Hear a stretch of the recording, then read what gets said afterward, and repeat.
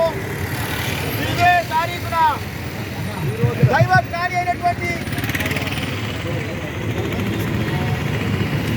దైవజ్ఞాని అయినటువంటి పగడాల ప్రవీణ్ గారు భారతదేశమే కాదు ప్రపంచ దేశాలను కూడా ఆయన ఎదిరించగలిగేటువంటి వాక్చాతుర్యము, దైవ జ్ఞానము, అన్ని విషయాల్లో ఆయన కలిగేటువంటి ఆ యొక్క జ్ఞానమును బట్టి ఎవరు ఎదుర్కోలేనటువంటి పరిస్థితులు భారతదేశంలో సంచరిస్తుండగా ఆయన మాట్లాడిన మాటలు, ఆయన వేసిన ప్రశ్నలు, ఆయన అడిగినటువంటి ప్రతి దానికి సమాధానం చెప్పేటటువంటి వారు ఎవరునూ లేరు.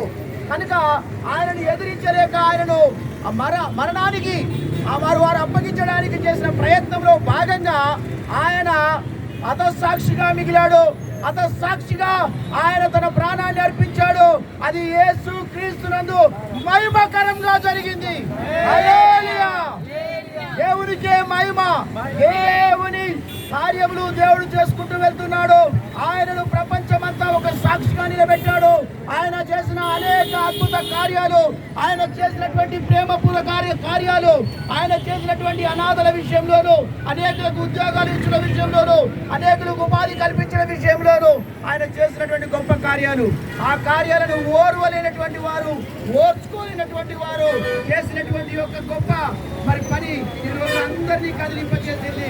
అది మరణమైన, అది యేసు క్రీస్తునందు జయమే. ఆ మరణమైతే మేలని యేసు ప్రభు చెప్పిన ప్రకారము ఈరోజు మేలుకరమైన కార్యము దేవుడు పగడాల ప్రవీణ్ గారి ద్వారా జరిగించాడు.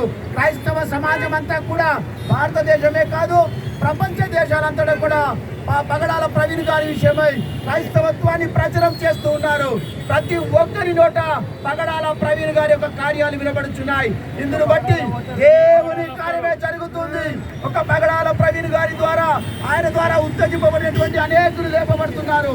అనేకులు దేవుని జ్ఞానాన్ని సంపాదించుకుంటున్నారు. ఈ లోకాన్ని జయించగలిగి, ఈ లోకాన్ని ఎదిరించగలిగేటువంటి ఆ యొక్క దైవ జ్ఞానం చేత అనేకులు నింపబడుతున్నారు. ఆ యొక్క పగడాల ప్రవీణ్ గారి